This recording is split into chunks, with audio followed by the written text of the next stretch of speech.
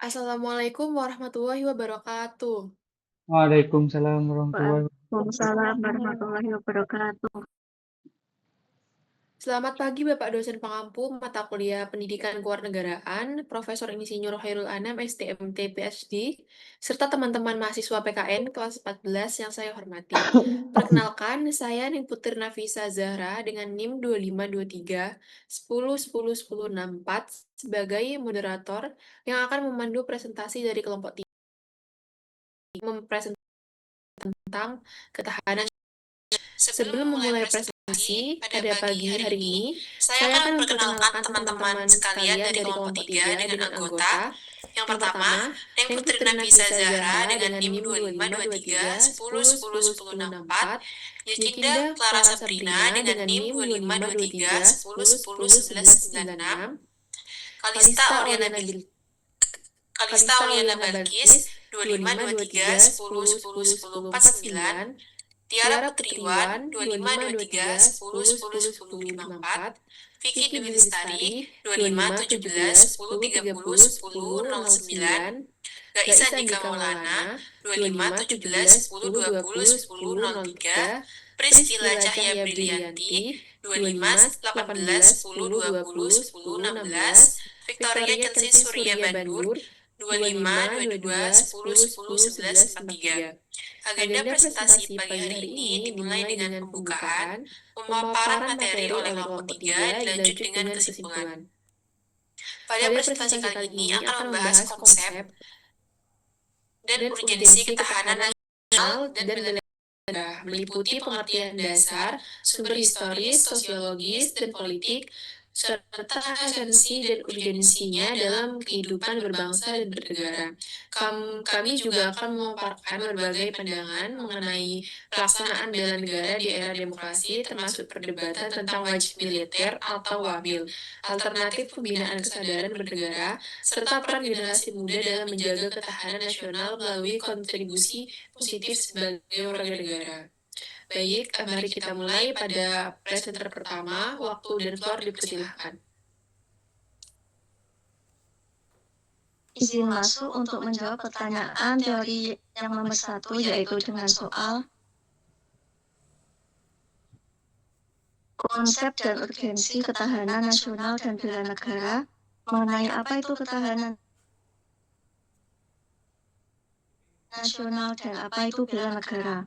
Baik, menurut buku ajar yang telah diberikan, dijelaskan bahwa ketahanan nasional merupakan kemampuan bangsa Indonesia untuk tetap kuat dan berbagai tantangan, ancaman, hambatan, dan gangguan baik dari dalam maupun luar negeri. Ketahanan nasional menggambarkan kondisi bangsa yang memiliki keuletan dan ketangguhan demi menjaga kelangsungan hidup negara. Dalam konsep Indonesia, ketahanan nasional didasarkan pada astagara yang terdiri dari aspek geografi, demografi, sumber kekayaan alam, ideologi, politik, ekonomi, sosial budaya, serta pertahanan dan keamanan. Ketahanan nasional juga dipahami sebagai kondisi, konsepsi, dan strategi bangsa Indonesia dalam menjaga keutuhan negara. Ketahanan nasional sangat penting karena menjadi dasar kekuatan bangsa dalam mempertahankan kesatuan dan kestabilan negara. Bangsa yang memiliki ketahanan nasional yang kuat akan lebih mampu menghadapi berbagai ancaman tanpa mudah terpecah. Keutuhan NKRI dapat terjaga apabila seluruh masyarakat memiliki komitmen bersama untuk menjaga persatuan, meningkatkan rasa nasionalisme, dan saling bekerja sama dalam kehidupan berbangsa dan bernegara. Lalu untuk konsep terkait bela negara akan dijelaskan oleh teman saya. Baik, untuk konsep bela negara itu merupakan sikap dan perilaku warga negara yang dilaksanakan dengan penuh kesadaran, tanggung jawab, dan rela berkorban demi bangsa dan negara. Bela negara tidak hanya dimaknai sebagai upaya mempertahankan negara melalui kekuatan fisik ataupun militer, tetapi juga mencakup usaha non-fisik sesuai kapasitas dan profesi masing-masing warga negara. Bela negara diwujudkan dalam berbagai bidang kehidupan seperti ideologi, politik, serta pertahanan dan pertahanan. Nilai-nilai dasar bela negara meliputi cinta tanah air, sadar berbangsa dan bernegara, setia kepada Pancasila sebagai ideologi negara, rela berkorban, dan memiliki kemampuan bela negara dan memiliki kemampuan awal dalam bela negara. Urgensi bela negara merupakan sesuatu yang sangat penting karena bangsa Indonesia menghadapi berbagai tantangan, ancaman, hambatan, dan gangguan yang semakin kompleks seiring berkembangnya ilmu pengetahuan, teknologi, globalisasi, dan era disrupsi. Ancaman yang dihadapi tidak hanya berupa berbentuk fisik, tetapi juga non-fisik dan multidimensional, sehingga diperlukan kesamaan tekad, sikap, perilaku, dan tindakan sesuai elemen bangsa dalam menjaga kedaulatan negara dan keselamatan bangsa. Oleh sebab itu, bela negara menjadi upaya penting untuk memperkuat ketahanan nasional serta menjaga kelangsungan hidup bangsa dan negara Indonesia. Untuk selanjutnya akan dilanjutkan oleh teman saya.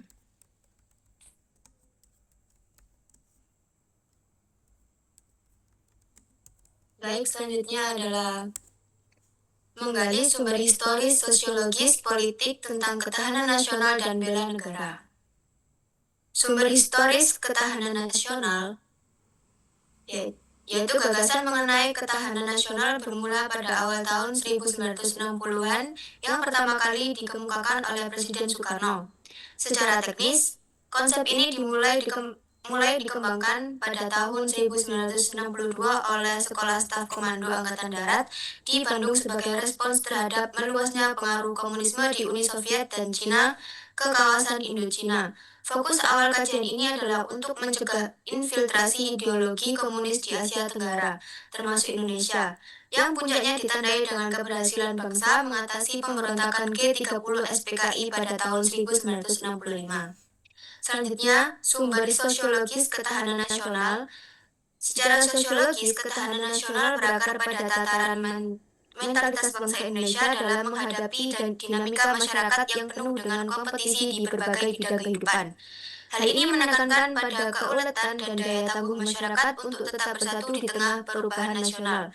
Di masa kini, aspek sosiologis ketahanan nasional juga dipengaruhi oleh kesadaran masyarakat dalam menghadapi kondisi ketidakadilan yang dianggap sebagai musuh bersama, sehingga solidaritas sosial menjadi kunci utama kekuatan bangsa. Selanjutnya yaitu sumber politis ketahanan nasional. Ditinjau dari sisi politis, pengembangan konsepsi ketahanan nasional dilakukan secara intensif oleh Lemhanas RI sejak didirikan pada tahun 1965. Konsep ini mengalami perkembangan dari semula hanya mencakup aspek Ipolexkom, ideologi politik, ekonomi, sosial, dan militer, menjadi Astagatra, 8 Gatra, yang lebih komprehensif. Secara formal, kedudukan politis ketahanan nasional semakin kuat ketika dimasukkan ke dalam garis-garis besar haluan negara atau GBHN sejak tahun 1973 hingga 1998 sebagai pedoman nasional bagi penyelenggaraan pembangunan. Untuk selanjutnya dipersilakan kepada Basmi.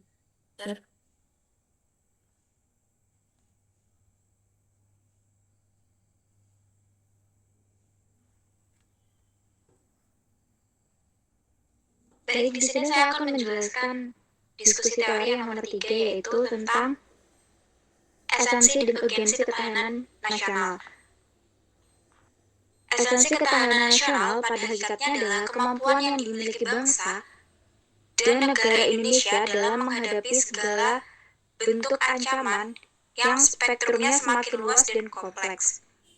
Ketahanan nasional merupakan konsepsi khas bangsa Indonesia yang didasarkan pada pemikiran tentang 8 unsur kekuatan bangsa yang disebut Astagatra. Astagatra terdiri atas Trigatra, yaitu letak dan kedudukan geografi, keadaan dan kemampuan penduduk, serta keadaan dan kekayaan alam, dan Pancagatra. Dan Pancagatra yaitu ideologi, politik, ekonomi, sosial budaya, serta pertahanan dan keamanan. 8 aspek tersebut saling berkaitan dan mempengaruhi dalam penjamin kelangsungan hidup bangsa dan negara. Ketahanan nasional juga dipandang sebagai doktrin, kondisi, dan strategi. Sebagai doktrin, ketahanan nasional menjadi pedoman bangsa Indonesia dalam menghadapi ancaman. Sebagai kondisi, ketahanan nasional merupakan keadaan dinamis bangsa yang menunjukkan kemampuan bangsa dalam menghadapi tantangan, ancaman, hambatan, dan gangguan baik dari dalam maupun luar negeri. Sebagai strategi, ketahanan nasional digunakan sebagai cara atau pendekatan dengan memanfaatkan seluruh aspek kehidupan nasional dalam menanggulangi ancaman yang ada. Urgensi ketahanan nasional sangat penting karena diperlakukan untuk mengembangkan kekuatan nasional dalam menghadapi berbagai ancaman demi menjaga keutuhan dan kelangsungan hidup bangsa Indonesia.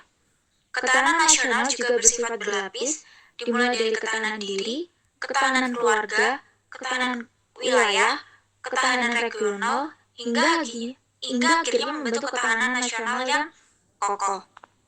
Oleh karena itu, rasa nasionalisme, patriotisme harus terus dibangun agar bangsa Indonesia tetap utuh dan lestari berdasarkan Pancasila dan Undang-Undang Dasar tahun 1945. Selanjutnya akan diserahkan kepada presenter yang terkini. Oke, sekarang saya akan menjelaskan mengenai esensi dan urgensi bela negara.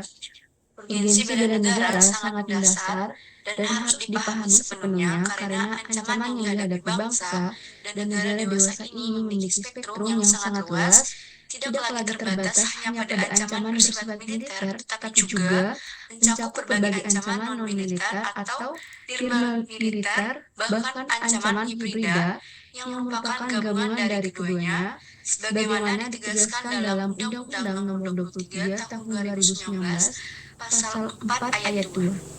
Berbagai bentuk ancaman nyata yang mengancam meliputi agresi, terorisme, komunisme, separatisme, pemberontakan bersenjata, bencana alam, kerusakan lingkungan, pelanggaran wilayah, pencurian sumber daya alam, wabah penyakit, peredaran narkoba, berita bohong atau hoaks, serangan siber, serangan nuklir, biologi, kimia, serta gangguan akibat disinformasi, misinformasi, dan pengaruh algoritma media sosial yang memicu polarisasi, mengganggu kesatuan, dan stabilitas demokrasi bangsa.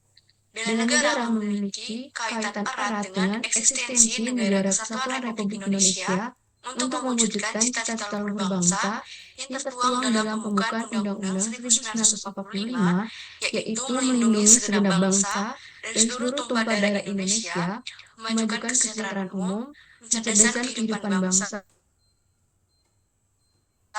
serta melaksanakan ketertiban dunia yang berdasar kemerdekaan, perdamaian abadi, dan keadilan sosial. Di tengah tantangan, ancaman, hambatan, dan gangguan yang semakin beragam dan kompleks ini, bela negara menjadi kewajiban seluruh elemen bangsa untuk menjaga keutuhan, kedaulatan, keselamatan, serta menjamin kelangsungan hidup berbangsa dan bernegara agar tujuan dan cita-cita nasional tetap dapat tercapai. Oke, sekarang saya akan berikan kepada presenter berikutnya.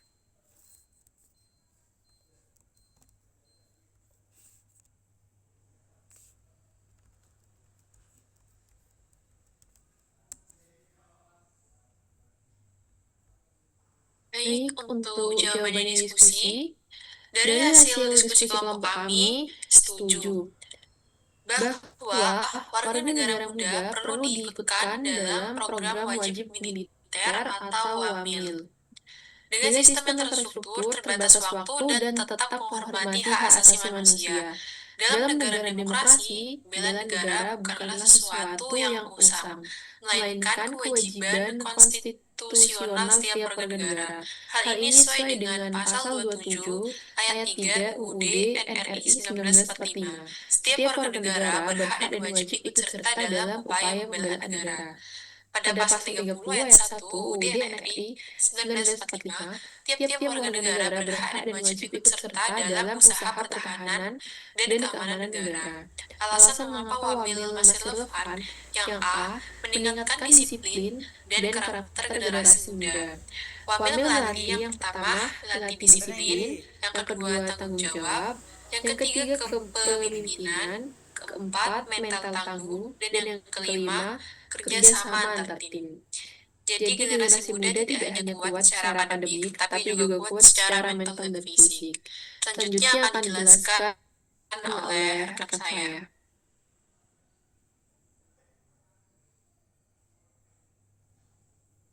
Baik, untuk yang B yaitu memperkuat ketahanan nasional.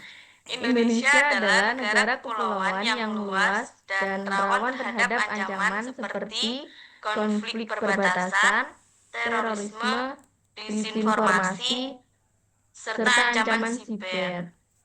Sebagai contoh, negara seperti Korea Selatan dan Singapura menerapkan wajib militer dan terbukti memiliki sistem pertahanan yang kuat serta disiplin nasional yang tinggi.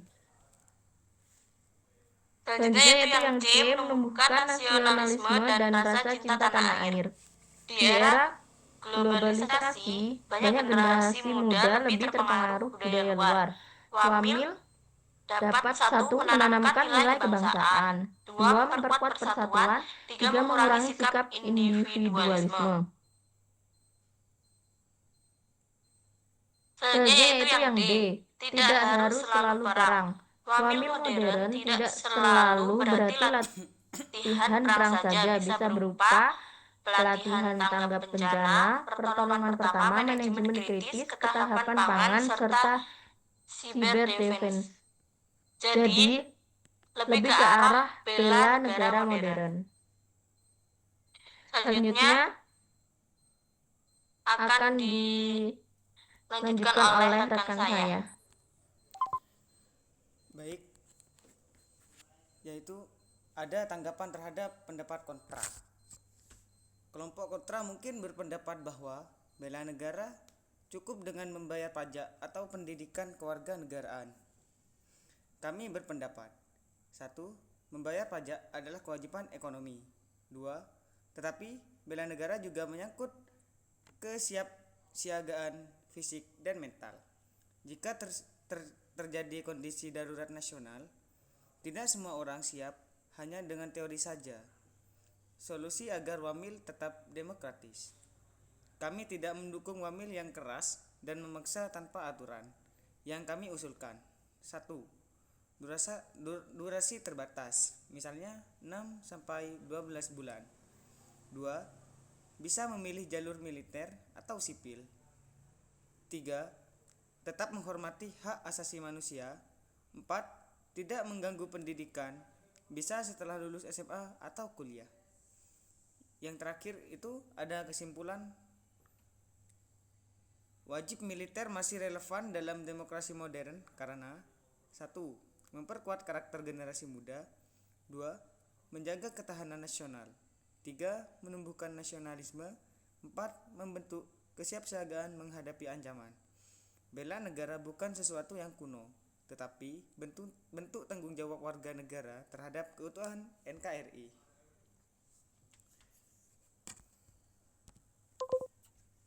Baik, itulah rangkuman presentasi dari kelompok 3 mengenai ketahanan nasional dan bela negara.